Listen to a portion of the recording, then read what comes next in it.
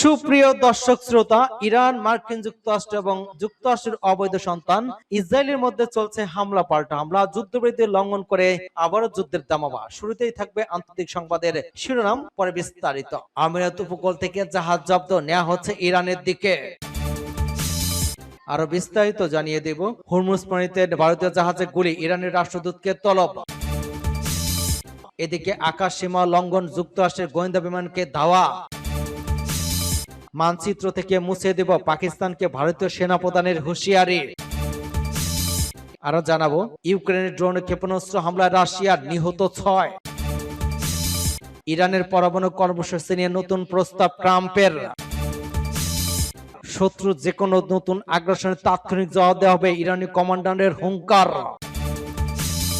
এবং সর্বশেষে জানিয়ে দিব, ট্রাম্পের হুঁশিয়ারি পর তাইওয়ান বলল আমরা স্বাধীন। এতক্ষণ শুনছিলেন সংবাদ, এখন বিস্তারিত। তবে তার আগে অনুরোধ থাকবে, এই ভিডিওতে একটি লাইক দিন এবং কমেন্টস করে জানিয়ে দিন আপনি কোন জেলা থেকে বা কোথা থেকে আমাদের সাথে যুক্ত রয়েছেন। এবং সংবাদের সর্বশেষ গুরুত্বপূর্ণ আপডেট পেতে চ্যানেলটি সাবস্ক্রাইব করে আমাদের সঙ্গেই থাকুন। ধন্যবাদ।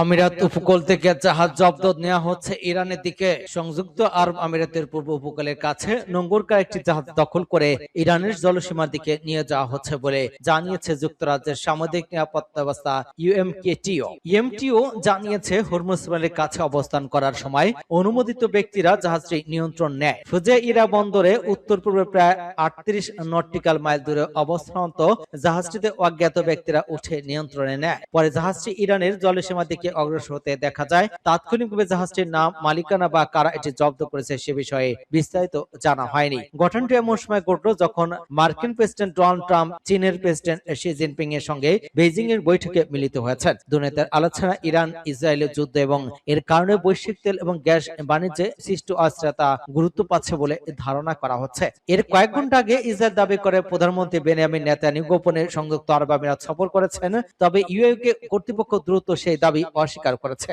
ফুজাইরা সংযুক্ত আরব আমিরাতের গুরুত্বপূর্ণ তেল রপ্তানি কেন্দ্র এবং পারস্য উপসাগরের বাইরের দেশটির প্রধান সমুদ্র বন্দর। ইরানের সঙ্গে চলমান উত্তেজনার মধ্যেই এলাকাটি থেকে একাধিকবার হামলা শিকার হয়েছে। গত রোববার দক্ষিণ কোরিয়া জানায় হরমুজে তাদের একটি কার্গো জাহাজে হামলা হয়েছে। কাতার পরবর্তীতে জানায় আমিরাত থেকে তাদের জলসীমা জাহাজটি আসছিল, তখন থেকে ড্রোন হামলা চালানো হয়। হরমুজ প্রণালীতে ভারতীয় জাহাজে গুলি, ইরানের রাষ্ট্রদূতকে তলব। কৌশলগতভাবে গুরুত্বপূর্ণ হরমুজ প্রণালীতে ভারতীয় পতাকাবাহী দুটি বাণিজ্যিক জাহাজে গুলি চালানো অভিযোগ ওঠার পর ইরানের রাষ্ট্রদূতকে তলব করেছে ভারত সরকার। ওই প্রণালী অতিক্রম করার সময় একটি ইরানি গানবোট থেকে ভারতীয় জাহাজে গুলিবর্ষণ করা হয় বলে জানা গিয়েছে। এর আগে ওই দিনই ভাগ্যলক্ষ্মী নামক একটি জাহাজের নাবিকরা ইরানের নৌবাহিনীর সাথে তাদের কথোপকথন বিস্তারিত তথ্য প্রকাশ করেন, যেখানে উত্তেজনকর পরিস্থিতি আভাস পাওয়া গিয়েছিল।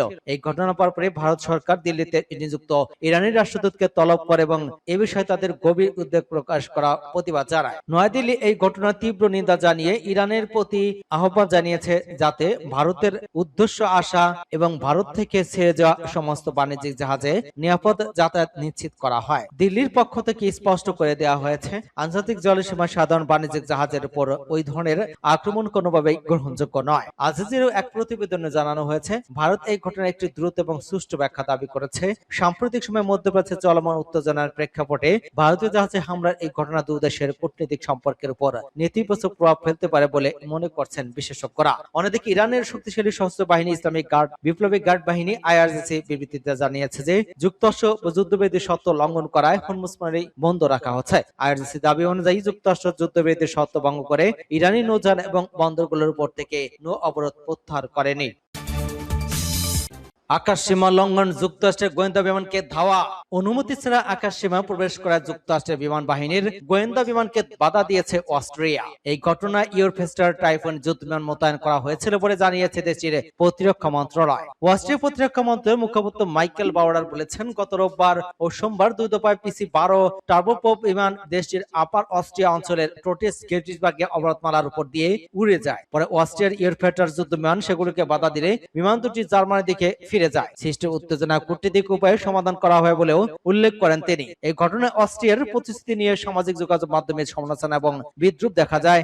অনেকে মন্তব্য করেছেন অস্ট্রিয়ার আকাশ সীমাকে কেউ গুরুত্ব দেয় না। সমালোচনার জবাবে সামাজিক যোগাযোগ মাধ্যমে এক্স বাবার বলেন, তাহলে কি বিমানগুলি করে ভূপাতিত করা উচিত ছিল বলে আমাদের এম্পায়ার কি সেটাই চান? আরেকটি পোস্টের জবাবে তিনি বলেন, মহাসড়কে কেউ অতিরিক্ত গতিতে গাড়ি চালালে পুলিশ কি চালককে গুলি করে নাকি জরিমানা করে? গত মাসে ইরান যুদ্ধকে কেন্দ্র করে যুক্তরাষ্ট্রের সামরিক উড়োজাহাজকে নিজেদের আকাশসীমা ব্যবহারের অনুমতি দিতে অস্বীকৃতি জানায় অস্ট্রিয়া। দীর্ঘদিনের নিরপেক্ষ অবস্থানের কথা উল্লেখ করে এই সিদ্ধান্ত নেওয়ার কথা জানায় ভিয়েনা। আনাদোলের প্রতিবেদন অনুযায়ী অস্ট্রিয়ার ভাইস চ্যান্সেলর আন্দ্রিয়া বাবলার বলেছেন, আমরা ট্রাম্পের বিশৃঙ্খল নীতির অংশ নয় এবং এক্ষেত্রে 1 ইঞ্চিও ছাড় দেওয়া উচিত নয়। তথ্যসূত্র RT।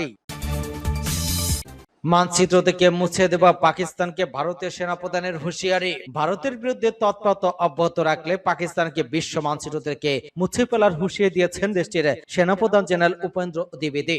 স্থানীয় সময় শনিবার দিল্লির মানকেশ সেন্টারে ইউনিফর আনভেইলড আয়োজিত এক ইন্টারঅ্যাক্টিভ সেশনে এই হুমকি দেন ভারতের সেনাপ্রধান জেনারেল উপেন্দ্র দ্বিবেদী। বলেন, পাকিস্তান যদি সন্ত্রাসবাদের আশ্রয় দেয় এবং ভারতের বিরুদ্ধে তৎপরতা চালানো অব্যাহত রাখে তাহলে দেশটিকে ঠিক করতে হবে তারা ভূগোলের অংশ থাকবে নাকি ইতিহাস হয়ে যাবে। অনুষ্ঠানে ভারতের সেনাপ্রধানের কাছে প্রশ্ন করা হয়, গত বছরে অপারেশন সিঁদুর এর মতো পরিস্থিতি আবার তৈরি হলে ভারতীয় সেনাবাহিনী কিভাবে প্রতিক্রিয়া জানাবে? জবাবে জেনারেল দ্বিবেদী বলেন, আপনারা হয়তো শুনছেন, আমিও আগে বলেছি, পাকিস্তান যদি সন্ত্রাসীদের আশ্রয় দেয় এবং ভারতের বিরুদ্ধে কার্যক্রম চালিয়ে যেতে থাকে তাহলে তাদের সিদ্ধান্ত নিতে হবে তারা ভূগোলের অংশ হিসেবে টিকে থাকবে চায় নাকি ইতিহাসের পাতা বিলীন হতে চায়। সেনা সংবাদ শীর্ষক ওই অনুষ্ঠানে দেওয়া সেনাপ্রধানের সংক্ষিপ্ত বক্তব্যে পাকিস্তানের প্রতি কড়া বার্তা উঠে আসে। একই সঙ্গে সন্ত্রাস বিরোধী অবস্থানে ভারতের অবস্থানও পুনর্ব্যক্ত করেন তিনি।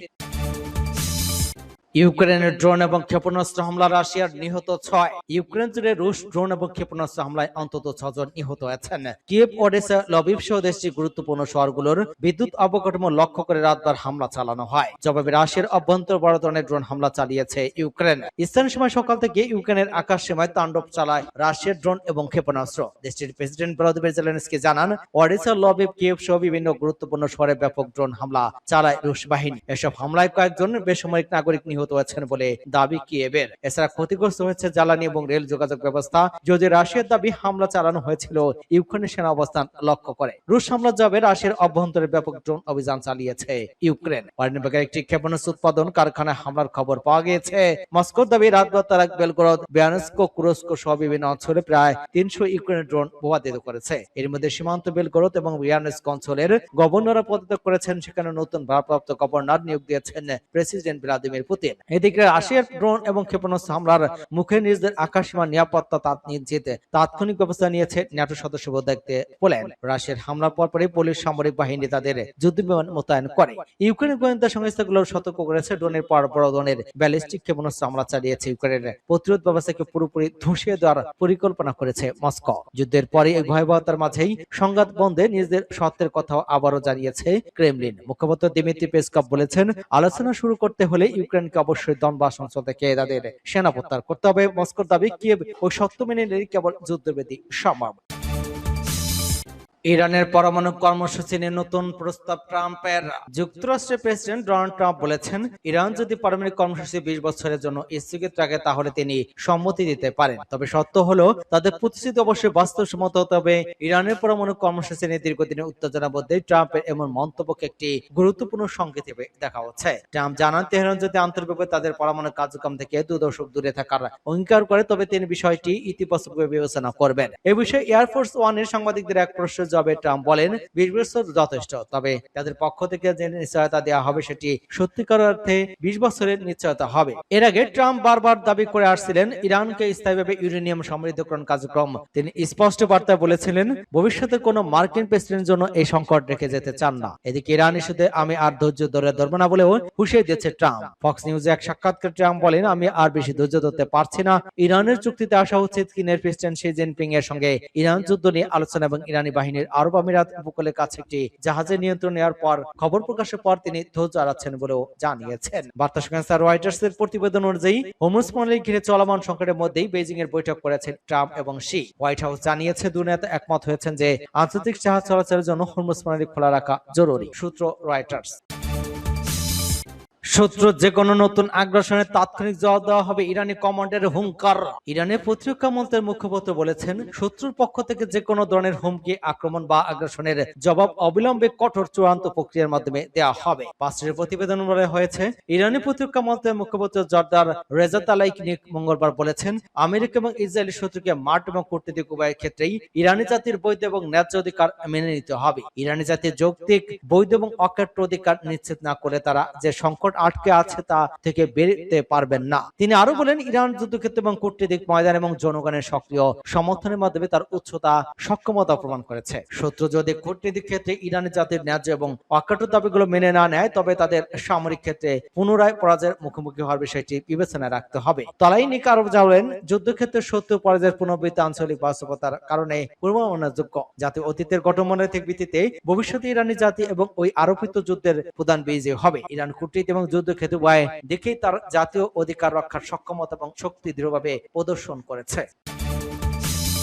ট্রাম্পের হুঁশিয়ারের পর তাইওয়ান বলল, আমরা স্বাধীন। যুক্তরাষ্ট্রের প্রেসিডেন্ট ডোনাল্ড ট্রাম্প তাইওয়ানকে স্বাধীনতা ঘোষণার ব্যাপারে হুঁশিয়ার দেওয়ার কয়েক ঘন্টার মধ্যে দ্বীপটি নিজেদের স্বাধীন এবং সার্বভৌম রাষ্ট্র বলে দাবি করেছে। শনিবার বার্তা সংস্থা এএফপির প্রতিবেদনে এই তথ্য জানানো হয়েছে। এক বিবৃতিতে তাইওয়ানের পররাষ্ট্র মন্ত্রণালয় বলেছে, তাইওয়ান একটি সার্বভৌম, স্বাধীন এবং গণতান্ত্রিক রাষ্ট্র এবং একটি গণপ্রজাতন্ত্রী চীনের অধীনে নয়। একই সঙ্গে দেশটি বলেছে, তাইওয়ানের কাছে যুক্তরাষ্ট্রের অস্ত্র বিক্রি ওয়াশিংটন নিরাপত্তা প্রতিশ্রুতির অংশ। ট্রাম্প সম্প্রতি এই বিষয়টি পুনর্বিবেচনার ইঙ্গিত দিয়েছিলেন। শুক্রবার চীনের প্রেসিডেন্ট শি জিনপিং এর সঙ্গে চূড়ান্ত বৈঠকের কয়েক ঘন্টা পর দেশে ফেরার পথেই তাইওয়ানকে নিজে ফক্স নিউজকে এক সাক্ষাৎকার ট্রাম্প বলেন, আমি চাই না কেউ স্বাধীন হয়ে যাক। একই সঙ্গে তিনি যুক্তরাষ্ট্রের দীর্ঘদিনের অবস্থান পুনর্ব্যক্ত করে জানান, ওয়াশিংটন নীতিতে কোনো পরিবর্তন হয়নি। চীনের প্রেসিডেন্ট শি জিনপিং এর সঙ্গে আলোচনা তাইওয়ান বিষয়টি বিস্তারিতভাবে এসেছে বলে উল্লেখ করেন ট্রাম্প। তবে যুক্তরাষ্ট্র সরাসরি তাইওয়ানকে রক্ষা করবে কিনা সে বিষয়ে কোনো প্রতিশ্রুতি দেননি মার্কিন প্রেসিডেন্ট। ট্রাম্প সাক্ষাৎকারে বলেন, আপনারা তো জানেনই, একটি যুদ্ধ করার জন্য আমাদের ৯,৫০০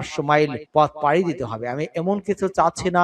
আমি চাই তারা শান্ত থাকুক। আমি চাই চীন শান্ত থাকুক। তাইওয়ানকে ঘিরে যুক্তরাষ্ট্র এবং চীনের অবস্থান বহু বছর ধরে শীতল। স্বায়ত্তশাসিত ওই দ্বীপটি নিজেদের ভূখণ্ড হিসেবে দাবি করে চীন। একে চীনের মূল ভূখণ্ডের সঙ্গে একীভূত করার জন্য প্রয়োজনে বলপ্রয়োগের কথা বলে আসছে বেইজিং। অন্যদিকে যুক্তরাষ্ট্র আনুষ্ঠানিকভাবে তাইওয়ানের স্বাধীনতা সমর্থন না করলেও তাদের প্রতিরক্ষা সহযোগিতা এবং অস্ত্র সরবরাহ অব্যাহত রেখেছে।